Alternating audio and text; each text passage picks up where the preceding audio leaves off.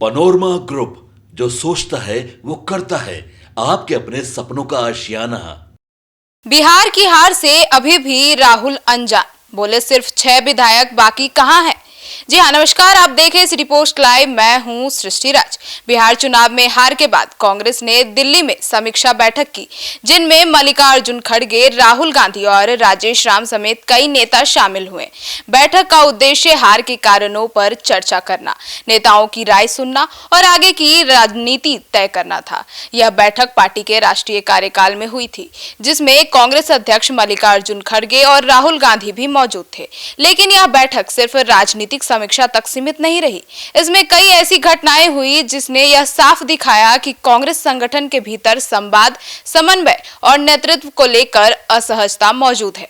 बंद कमरे में हुई बैठक की अंदर खाने की खबर कुछ छन कर बाहर भी आ गई है, जो काफी दिलचस्प है। तो आइए विस्तार में जानते हैं हमारे chief editor Shrikant Pratyush sir से। सर, खबर है कि बैठक में अपना इस्तीफा लेकर पहुंचे थे राजेश राम। हाँ, देखिए, खबर तो मेरे पास यहाँ तक है कि जब रिजल्ट आया चुनाव का, तो राजेश राम ने सबसे पहले खड़गे जी को और राहुल गांधी को टेक्स्ट मैसेज किया, व्हाट्सएप मैसेज किया कि इस चुनाव की हार की जिम्मेवारी मैं लेता हूँ और नैतिकता के आधार पर अपने पद से इस्तीफा देना चाहता हूँ। लेकिन उधर से कोई रिस्पांस नहीं मिला। बैठक शुरू हुई अब दिल्ली में हार के बाद, तो बैठक शुरू होने के पहले ही बिहार कांग्रेस अध्यक्ष राजेश राम सबसे पहले पहुंचे राष्ट्रीय अध्यक्ष मल्लिकार्जुन खड़गे के पास, और उन्होंने अपना लिखित इस्तीफा भी उनके हाथ में थमा दिया। बैठक शुरू होने से ठीक पहले राजेश राम ने खड़गे से कहा, सर, पार्टी की बुरी हालत के लिए मैं नैतिक जिम्मेवारी लेता हूं। इसके बाद जेब से निकाला गया इस्तीफा पत्र उन्होंने खड़गे के हाथ में थमा दिया। खड़गे एकदम स्तब्ध रह गए, मुस्कुराते हुए कहा, नहीं, इसे राहुल जी को दीजिए। फिर राजेश राम ने वही किया, राहुल गांधी के सामने पहुंचे और उन्होंने अपना इस्तीफा का पत्र पढ़ा और बोले, अभी रख लीजिए। राहुल जी बोले, अभी रख लीजिए, बाद में देखेंगे। दरअसल बिहार चुनाव में हार से राजेश राम आहत थे और मीटिंग में इस हार की रिपोर्ट करना उनके लिए बहुत कष्टकारक था। लेकिन उन्होंने हिम्मत जुटाई और रिजल्ट निकलने के बाद ही मैसेज किया कि हम इस्तीफा देना चाहते हैं, नैतिक जिम्मेवारी लेना चाहते हैं। और जब मीटिंग शुरू होने वाली थी उसके पहले भी राहुल और खड़गे से मिलकर इस्तीफा लिखित रूप में दे दिया, लेकिन इस्तीफा मंजूर नहीं हुआ।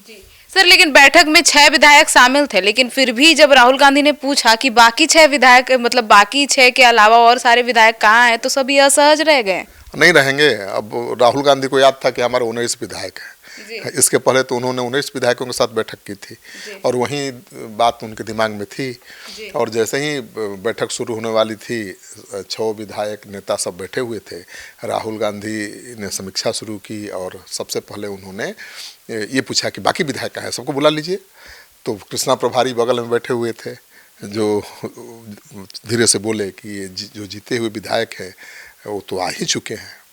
इस पर तो सोचिए, धीमी आवाज में कहा, अरे वो जो जीते हुए विधायक है सब आ चुके हैं, 6 ही जीते हैं। तो अब राहुल गांधी भी सोचिए कि राहुल गांधी को अभी तक ये दिमाग में है कि हमारे 19-20 विधायक होंगे। उनको जहन में बात है ही नहीं कि अब 6 ही जीत पाए हैं, सारे हार गए हैं। और बताया जाता है कि कमरे में मौजूद कई नेता एक दूसरे के मुंह देखने लगे। ठीक है, राहुल गांधी को शायद अंदाजा नहीं था कि बिहार में कांग्रेस सिर्फ 6 सीटों पर सिमट गई है, और वह भी महागठबंधन का हिस्सा रहते हुए। तो इसके साथ ही यह भी बताया जा रहा है कि जब चर्चा आगे बढ़ी, 2010 की तुलना में कांग्रेस की जीत को बड़ा बताया गया और कहा गया कि तब तो 4 ही जीती थी कांग्रेस और अब 6 जीते हैं, यानी हमारा प्रदर्शन पिछला चुनाव की तुलना में बेहतर है।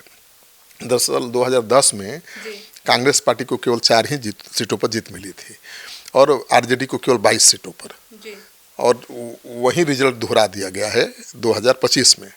कांग्रेस को 6 सीटें मिली हैं, मतलब 2010 से 2 सीटें ज़्यादा, और तेजस्वी को भी 2010 से 2 सीटें ज़्यादा, 3 सीटें ज़्यादा मिली हैं। 2010 में 22 सीटें मिली थी और 2025 में 25 सीटें मिली हैं। तो तेजस्वी भी कह सकते हैं कि भाई हमारा प्रदर्शन 2010 से बेहतर है, वैसे ही कांग्रेस कह रही है कि भाई हमारा भी 2010 से प्रदर्शन बेहतर है। अब तो संतोष के अलावा और क्या किया जा सकता है? खुद को मोटिवेट करने की कोशिश। हाँ, खुद को मोटिवेट करने की कोशिश और संतोषम परम सुखम। जी सर लेकिन बैठक से पहले हंगामा भी हुआ था, तो वो क्यों हुआ? हाँ, बैठक शुरू होने से पहले दो बड़े नेता आपस में भिड़ गए थे। वैशाली से इंजीनियर संजीव और पूर्णिया से जितेंद्र यादव थे, और खबर आई कि दोनों जैसे ही आमने सामने हुए, चर्चा के दौरान इंजीनियर संजीव ने कहा कि नए चेहरों को टिकट देना बड़ी भूल थी, और इस पर जितेंद्र यादव भड़क गए और दोनों के बीच तीखी बहस शुरू हो गई। बात धमकी तक पहुंचने की भी चर्चा है, यहाँ तक कि कह दिया कि भाई बाहर बिहार चलो, मुंह में ही गोली मार देंगे। तो वहाँ के नेता किसी तरह से दौड़े और बीच बचाव किया, मामले को शांत कराया। हालांकि बाद में कांग्रेस नेताओं ने किसी तरह के विवाद से इनकार कर दिया, लेकिन विवाद तो हुआ था और गोली मार देने तक की बात हुई थी। तो कांग्रेस में हार के बाद बौखलाहट तो है ही। अब एक जो विपक्ष गुट है, दूसरा गुट, वो राजेश राम और कृष्णा अलवारू पर हमलावर है और लगातार उनसे इस्तीफे की मांग कर रहा है। बैठक में तारिक अनवर ने कहा भी कि नैतिकता के आधार पर प्रदेश अध्यक्ष को और प्रभारी को इस्तीफा दे देना चाहिए, लेकिन खड़गे ने तो कुछ और ही कह दिया। खड़गे ने कहा तो सबसे पहले तो मुझे इस्तीफा देना पड़ेगा, एक आदमी थोड़े जिम्मेवार है हार के लिए, सारे बड़े नेता जिम्मेवार हैं, जो भी कमेटी के कांग्रेस कमेटी के सदस्य हैं सब जिम्मेवार हैं।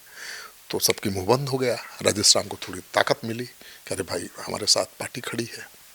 बैठक खत्म होने के बाद आधिकारिक बयान में कहा गया कि संगठन में सुधार करना है, बूथ स्तर पर मजबूती लाना है और भविष्य की रणनीति पर काम करना है। लेकिन अंदर खाने की कहानी यही बताती है कि कांग्रेस अभी भी ये तय नहीं कर पा रही है कि हार की जिम्मेवारी किसकी है और आगे की दिशा क्या होगी, अकेले लड़ने की या गठबंधन की राजनीति जारी रखने की। बैठक से निकला सबसे बड़ा संकेत ये है कि बिहार कांग्रेस संगठनात्मक और असमंजस और नेतृत्व भ्रम के बीच खड़ी है। और अब तो सवाल उठने ही लगा है कि क्या कांग्रेस अकेले लड़ेगी या आरजेडी के साथ लड़ेगी। कांग्रेस के नेताओं ने बैठक में भी कहा कि हम लोग आरजेडी के साथ लड़े, इसका नुकसान हुआ क्योंकि जंगल राज का नैरेटिव इतना मजबूत हो गया कि हमारे वोटर भी एनडीए के पाले में चले गए। और मंगनी लाल मंडल ने जवाब दिया, उन्होंने कहा कि अच्छा तो आपका मन, आप जाइए अलग लड़ लीजिए, अभी तो जो आपके 6 विधायक जीते हैं वो आरजेडी के वोट से ही जीते हैं। तो सर क्या अब कांग्रेस में बदलाव शुरू होगी? मुझे नहीं लगता है। बैठक भले औपचारिक रूप से समाप्त हो गई है, लेकिन कांग्रेस के भीतर सवाल अब और मजबूत हो चुका है कि नेतृत्व किसके हाथ में रहेगा, रणनीति क्या होगी और भविष्य में गठबंधन किसके साथ होगा या अकेले कांग्रेस लड़ेगी। तो राजेश राम का इस्तीफा अभी टेबल पर भले रोक दिया गया है, लेकिन राजनीतिक संकेत साफ है कि बिहार कांग्रेस सिर्फ चुनाव नहीं हारी है बल्कि दिशा, संवाद और आत्मविश्वास भी खो चुकी है। और अभी ऐसे में राजेश राम और कृष्णा अलवारू खिलाफ कांग्रेस नेतृत्व तो कोई फैसला लेने के स्थिति में नहीं है।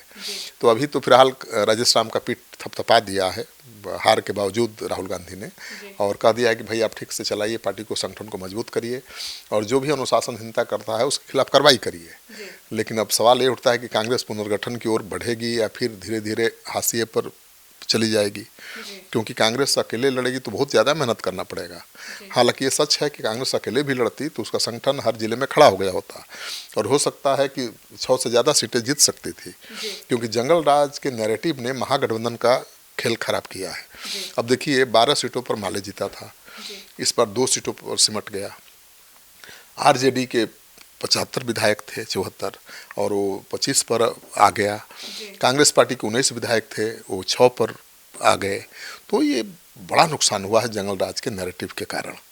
तो मुझे लगता है कि अब गठबंधन आगे कायम रहेगा या नहीं रहेगा कहना बड़ा मुश्किल है, लेकिन मेरा अनुभव तो यही कहता है कि दोनों पार्टियां, चाहे आरजेडी हो या कांग्रेस पार्टी, अकेले लड़ने की स्थिति में नहीं है। दोनों को साथ, हर हाल में साथ लड़ना पड़ेगा।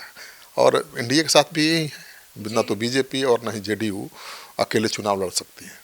लेकिन अब प्रशांत किशोर जो पहले चुनाव में बुरी तरह हार चुके हैं, आगे उनकी रणनीति क्या होती है उस पर सब कुछ निर्भर करेगा। अगर विपक्ष की भूमिका उन्होंने संभाल लिया, तेजस्वी यादव तो डाउन दिख रहे हैं, अगर उन्होंने बखूबी विपक्ष की भूमिका संभाल ली, 3 साल मेहनत किया, 4 साल अगर, तो विपक्ष की जगह वो ले सकते हैं, ऐसी संभावना है। तो सुना आपने हमारे इस डिबेट को, तो अब इस पूरे मामले को लेकर आप क्या सोचते हैं, अपनी राय कमेंट सेक्शन में जरूर बताइएगा। और बिहार में नेता प्रतिपक्ष को लेकर आप क्या सोचते हैं, विपक्ष की भूमिका को लेकर क्या सोचते हैं, अपनी राय इस पर भी जरूर बताइएगा। धन्यवाद।